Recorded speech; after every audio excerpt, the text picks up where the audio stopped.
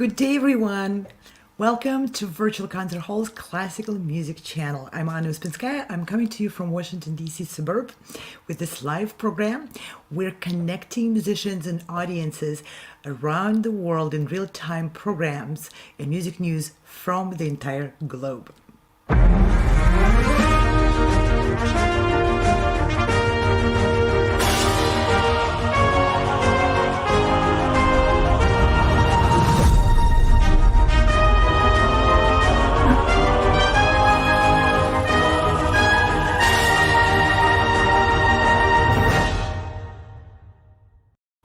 We want to empower musicians with new tools, enrich everyone with new thinking, expand horizons of what's possible, what can work, what can be a source of great joy and success for young and old modern performing artists alike.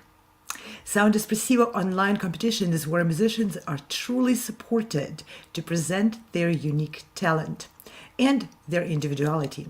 It is an opportunity to engage with audiences and with the world in a present-day technical environment, to be reviewed and guided by well-known artists, judges from around the world.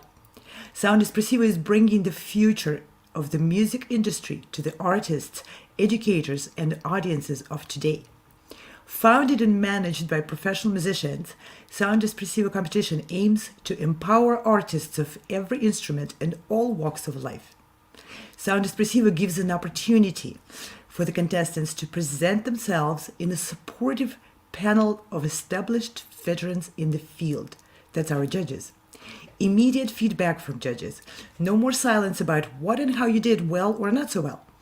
Contestants receive unedited and uncensored comments right after they perform. Contestants can connect with judges on a more personal level, ask questions, take away valuable guidance for their growth and development. No time limits, no repertory restrictions. Present yourself as an artist on your own terms. Technical support by experienced crews who will prepare your tech so you look and sound great and don't need to settle on compromising your presentation to fit some technical limitations. Prizes will keep giving more and more opportunities long after the competition is over. Performances, scholarships, coachings, promotional services, and a lot more. Check us out.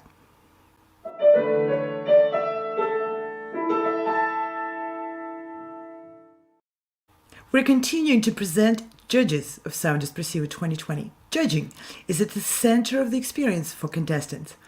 Everybody wants to know, who are these people? What do they do? What their vision, what their mission, and how they accomplish what they accomplish. Sound Espressivo was created by a community of musicians, music educators, music managers with a purpose to make a difference for young musicians, for their teachers, for parents of music students. And today I'm absolutely thrilled to present one of the members of our distinguished international panel of judges, phenomenal pianist Yael Weiss. Yael, it's such a great pleasure to see you. Hello, Welcome. Anna. Thank you. It's wonderful to be here. Excuse me. What a better way to present a musician than by actually witnessing you create your beautiful music. Let's have Chopin Barcarolle.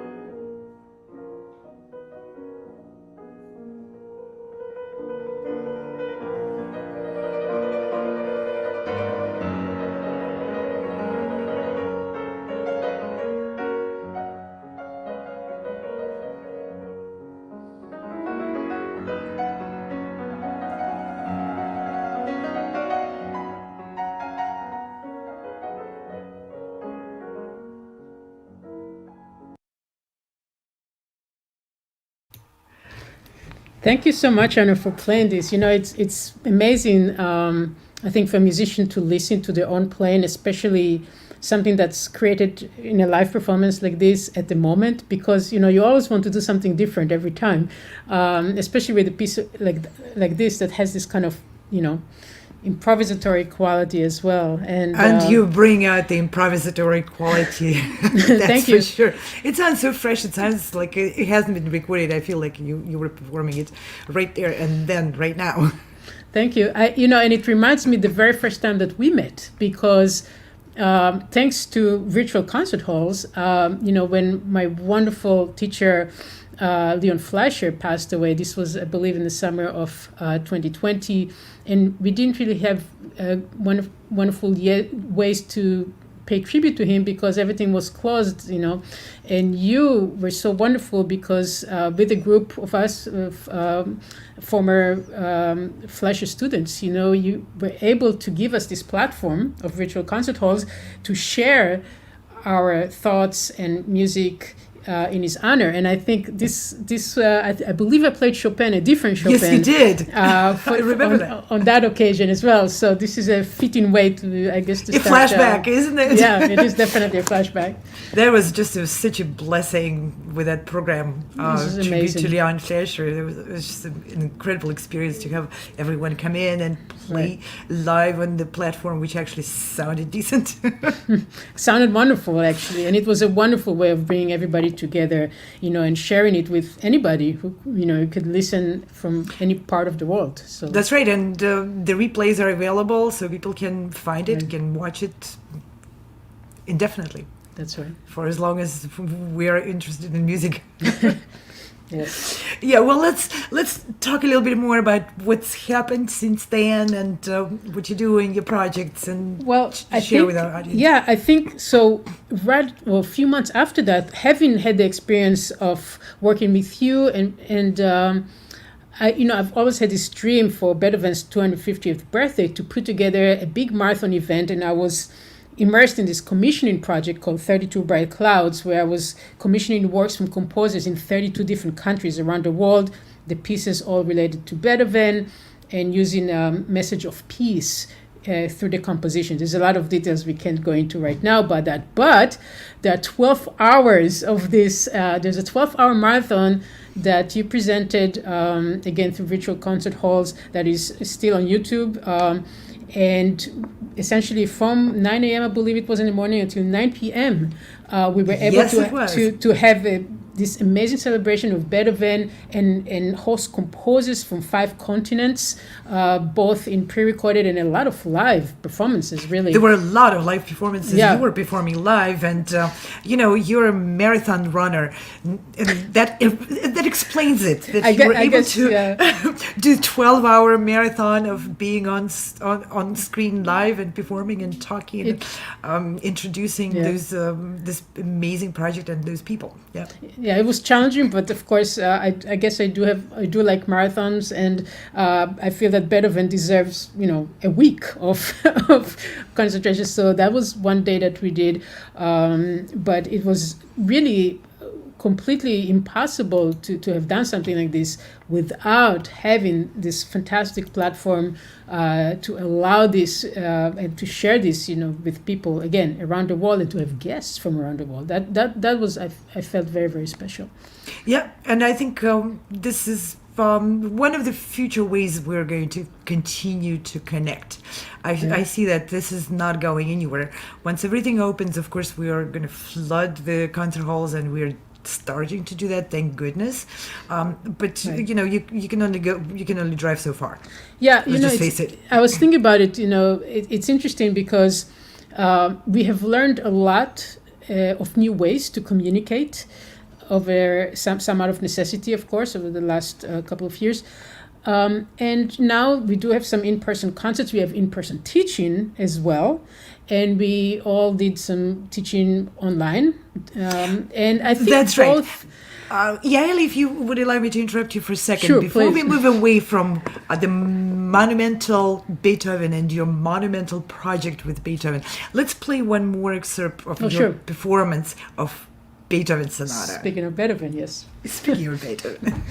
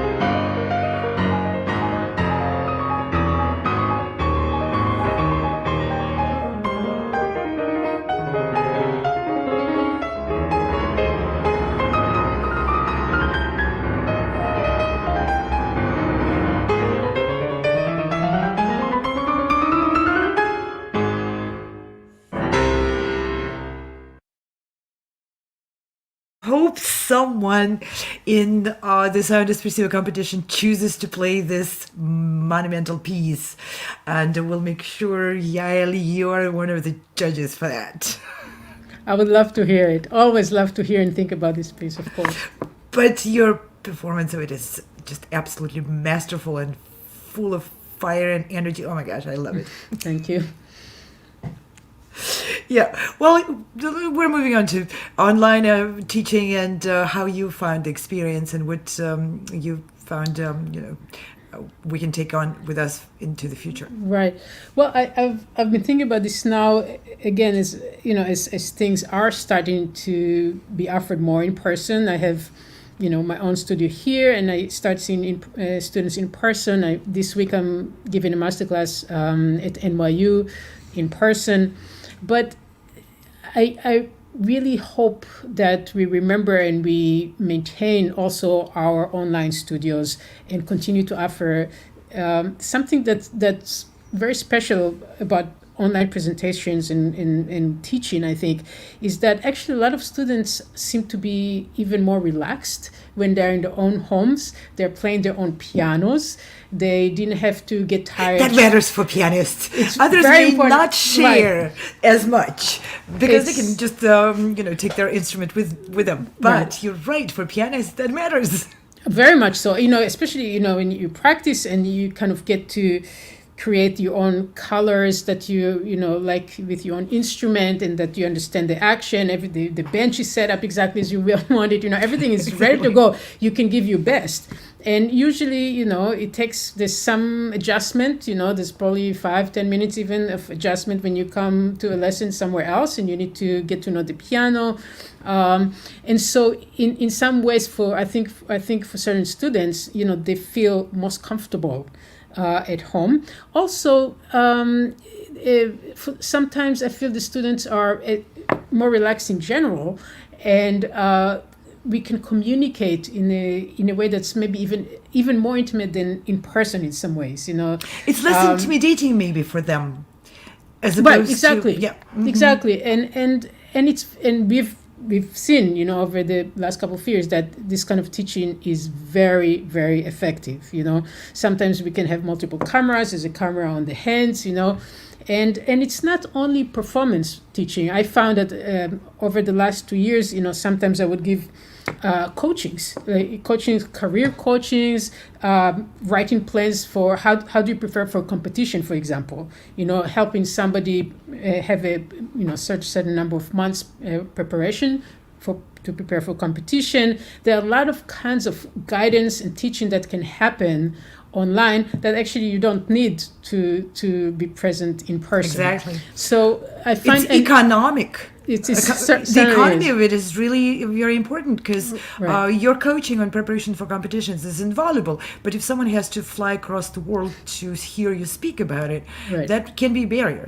And yes, and I would also add that usually, certainly what I've done, and I'm sure you've done, many people, the online teachings are being recorded.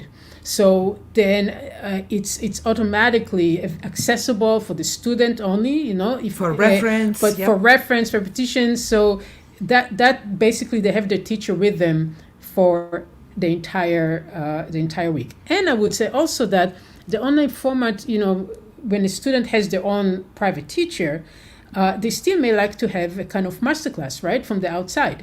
And again, that the online format makes it actually possible. I mean, a lot of this is impossible, if there's a student in a different country, in a different state, or even in here, it's just, I live in New York, so I'm saying here, meaning New York, but, there's something about the ability to offer extra guidance, extra coachings that I think is just invaluable, and I hope that we maintain it. And we have learned, and especially, you have done so much of this research, we learned to create high quality sound, high quality, cameras with different angles, so we can provide that in the highest quality, to Exactly. students. And the technology has a great way of always moving forward, not backwards. Of course, it's only going to get better. It's only going to get better. That Right. means we can utilize it more and more and improve the quality more and more and make it Right. part of everyday teaching And experience. Absolutely. And I would also say that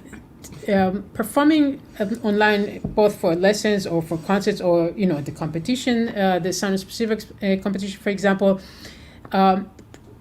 teaches the students to create their own excellent pre-recorded material for different purposes, and this is becoming something essential today. So many of the entry auditions are done with pre-recorded material, and so the students get comfortable and get kind of more fluent with using it, with playing for the camera. So right. Yeah, how to play with the camera, how to Right. do self-check. Okay, watch your own performance and improve it. So the self education is supported by that format as well. Exactly. Yeah, but you also expanding your presence in a virtual world, and I know you have your own podcast, which is exciting. That's actually, thank you very much. I'm very excited about it. So actually, this podcast, it's called Classical Minutes. And what it is, it started actually a long time ago, and before even podcasts kind of came everywhere. Now I can see them everywhere. But the Classical Minutes, there are right now 100 very short episodes already, on iTunes. They're very brief episodes. Wait. 100. 100. Okay, I want that number to sink. That's the productivity of a real artist. Lock them up for the lockdown and for the pandemic. They're going to produce 100 episodes of a podcast. Well, so this is actually even before. Thank you. This is actually before the pandemic. But what's happening now? So those are available, and what they are really, the content of them are for practicing musicians and students. So a lot of it are kind of tips and help and ideas and thoughts about practicing, about performing. It involves things all the way from memorization to stage fright to working on particularly technically challenging passages in the music. So a lot of topics that we all face every day and students face every day. What's happening now with this podcast is that a video version of it is in the making. And, wonderful. And this is what I wanted to tell you. So it's kind of like, I'm taking all this material, those 100 little episodes, right? And actually expanding them as a video series. So that's coming up, and I've already started recording some of them here in a wonderful venue, actually, in New York. And we're going to get a few more happening and then start posting them. So, it's interesting because it seems to be something that communicating by video, then I can actually be, of course, at the piano. You can actually show. You can actually show. But I think even the audio versions are, they've been audio versions have their own practical application. Right. You can listen to them. You're not linked to having to watch it with a device. You can just pop up your phones and listen to them. Now, where will people be able to see it? So right now the audio is available, on iTunes and all the wherever you get your podcasts. It's called Classical Minutes. The video versions are going to be posted both on my YouTube channel, which is just my name, Yael Weiss, and also on Instagram. There's going to be a dedicated Instagram account for the podcast.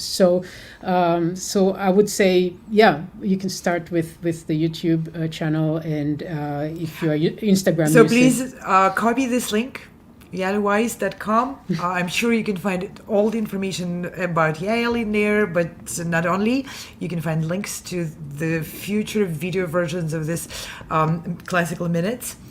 Very valuable podcast where Yael is sharing her experience with how to handle everyday challenges for pianists. And if you can't wait for the video, you can just look it up on iTunes. That's right. The iTunes are currently available, and the video versions are coming up, right? Yeah. But, I just wanted to say, all of this kind of creative work that's been offered digitally, this is really what I admire is, Anna, what you do, because you're kind of also, you're breaking the boundaries, of how people perform, learn, teach, compete, right? So I think this is so important to do, and especially with classical music, we want to make it accessible. We want to be able to reach as many people as possible, and we want to make students able to kind of try many different things and not be limited within their four walls right at home. So I think that the past class is just one way, but what you're doing and others, I mean, it's just, I feel that this is a direction that maybe classical music has resisted for a long time. There's a kind of I wouldn't say classical music resisted. I would say classical musicians resisted. Maybe classical, of course. You're absolutely right. So classical musicians, they've been slow, and orchestras and organizations, conservatories have been really slow, I feel, to adapt to the digital world, and to use those wonderful tools to access people. It doesn't replace, the in-person experience ever.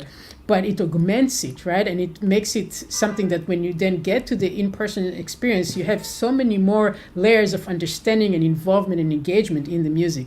So absolutely, and there's another good part about offering it through online version and connection, which is people are free to leave any moment. Right. They're not committed to sitting in the tight chair and watching, long symphony if they don't have. Or if they need to cough, they can cough. Exactly, they can cough, or if they have a very important incoming message, they can actually answer that message without disturbing, their fellow audience members. And this had long been seen by classical music professionals as an obstacle, as a lack of respect and so forth. But in reality, this is wonderful because people can, stop, rewind, rewatch, or come back to it, and this opens more opportunities, I believe. Right. I would say one more thing, which is maybe a little funny. In the classical halls, in concert halls, we sit in a chair, right? And there's actually a kind of unspoken rule about not moving very much. When you listen to a piece of music, even if it's like your entire body wants to kind of dance and jump and express what you're listening, right? But we don't. We just sit there. But if you're at home, exactly, you can use let it loose. Body. You can, you can really move and enjoy it in ways that I think are very natural. When you're listening to music. So that's just another aspect. It's another dimension, which I think is very important. And for a lot of people, sitting through a 45-minute symphony is just physically too challenging. Right. And so that then the virtual version of it allows them to pause and stop and, and to be much more at ease connecting to the classical music. Right, exactly. But you're multidimensional, and I know you have a new CD which was just released of a concerto, but I'll let you speak about it. So this CD was released over the summer, and actually the recording was made right before the pandemic in Bratislava in Europe with the Slovak Symphony Orchestra and wonderful conductor, and we recorded this new new concerto by an American composer called Joel Feigin. The piece is called the Aviv Piano Concerto, and the piece was written for me. My son's name is Aviv. And Aviv is a word in Hebrew that means spring. And so the piece is very, very kind of light and almost Mozart-like in terms of its textures. And I think maybe the clip that we have now is just maybe a performance of it. The CD itself is on Toccata Classics, and it's available everywhere on Spotify and so on. But I think we have a clip of from the third movement. Let's get a quick peek preview of that.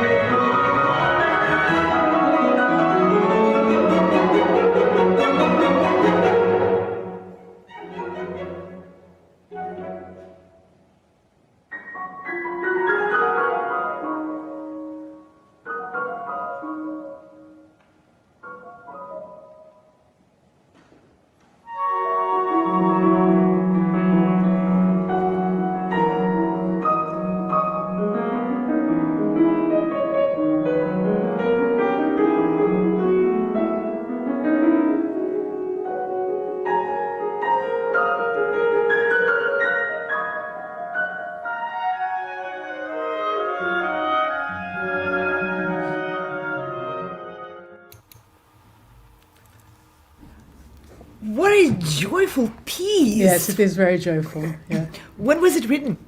It was written, we received the Fram commission for it together, and that was back in 2010.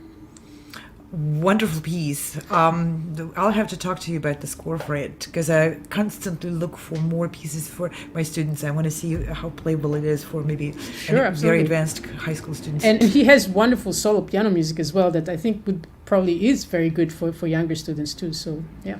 Wonderful. We need to connect on that. Off air. Right. Yeah, this is great. Now we do have one more excerpt before we say goodbye to our audience, and we're coming to the end of this wonderful program. So, is there anything you would like to share with the upcoming, with the contestants for the upcoming Sound Espressivo competition? Enjoy your preparation for the competition. It's a lot of fun to take part. I was a judge, and one of the things that is so wonderful about it is, as I think maybe you mentioned in your opening remarks, the communication that's possible, again, because of the virtual actually format between the judges and the pianists. And it's all very open and free and kind, and you can ask questions. So after you play, there are opportunities online to discuss things with the judges. And sometimes in competitions it's impossible, in fact often it's really impossible to do it. You might have a kind of standing next to a judge for 30 seconds and get a quick comment, but you can, in this case it's almost like you get a mini lesson with the judges. And also it's interesting because we are different judges and we each have our own different point of view and we don't always agree. So yes, and I think that's good. I mean, that gives the participant, it gives you a whole range of possibilities, of how to interpret music, how to think about your own achievements, and what kind of things you want to look forward to in the future in your own playing. So that's one of the things for me that we're so wonderful, is to not just hear the competitors who are all really wonderful, but also to be able to communicate with them in this very direct way. Yeah, and I want to underscore one more important thing. Every judge on the Sound Espressivo competition panel are accessible, warm, welcoming people. We want to say that this veterans of the field, successful, well-known, acknowledged musicians, they're not monuments somewhere on the 10-foot tall stage. They're actual people, and they're actually coming to the judging process of the Sound Espressivo out of desire to connect, to help, to encourage, to support. So Absolutely. Get connected. Yes. Yael is coaching how to prepare for the competition. Come on, give her a call, write her a message, comment here, and get connected and benefit from this offering. Take charge of how much you benefit from this offering. That's the whole point. Get engaged. We have one more. It's one of my favorite, an excerpt from Brahms' Intermezzo before we say goodbye to our audience. Are we ready to hear that?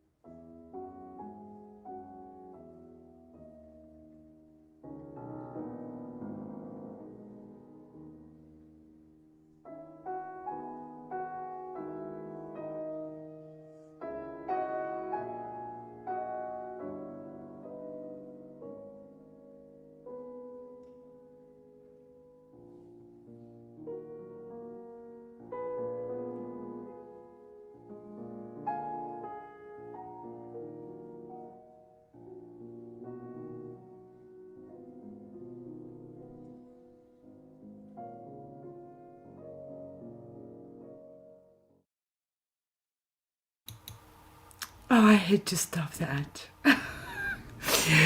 I want to say to the contestants of the Sound Espressivo competition, you can see how enormously emotional and effective and elegant Yael's communication on the piano is. You want to learn from the best. Thank you. Thank you very much, Anna. And, we don't have 12 hours today to Yeah, it for the feels show. very tight. Right. We've gotten used to this fantastic, length of time and space. But thank you so much again. And I think this competition is wonderful. I encourage people to apply and participate and really do this with a lot of happiness and joy. Thank you, Yael, for bringing your wonderful energy, your mastery, your depth, your wisdom, and yourself, your personality. Just thank you for sharing yourself with everyone, myself included. It's a great pleasure. And with that, we want to say thanks to our audience. Thank you for tuning in. Please keep watching our programs. We are on air nearly every day with more and more programs, more and more stories of the Sound Espressivo, and most importantly, people involved. And we want to give special thanks to History of Music Facebook channel for supporting our programming and helping us reach the audience through that particular platform. And many special thanks go to Sound Espressivo and Virtual Concert Hall's team, musicians who are supporting these programs with their incredible technical ability to provide the production. And our show director today is Fyodor Uspensky, who is a Juilliard-trained violinist and now director of this show. Thank you. By his magic hands, the show is happening. And I want to say thank you, Yael, again for taking time and sharing yourself today. Thank you very much. I look forward to the competition and to speaking with you again. Yeah, I'm looking forward to you judging the contestants. It will be so enjoyable. And with that, we're going to say goodbye to our audience and see you again next time. Thanks. Bye. No matter where you are or who you are, music connects us all. We started with a dream, but now we are paving the future. Welcome to the Sound Espressivo Global Competition. Fully virtual, yet bringing musicians closer together than ever before, now on a global scale. True live, inclusivity, diversity, connection, community, an extraordinary array of judges. Get noticed by companies all over the world. Prizes, scholarships, performance opportunities. Apply to be a part of the most exciting congregation of artists like nothing you've ever seen before. We guarantee quality and leave no musician behind. We can't wait to hear you on the virtual stage.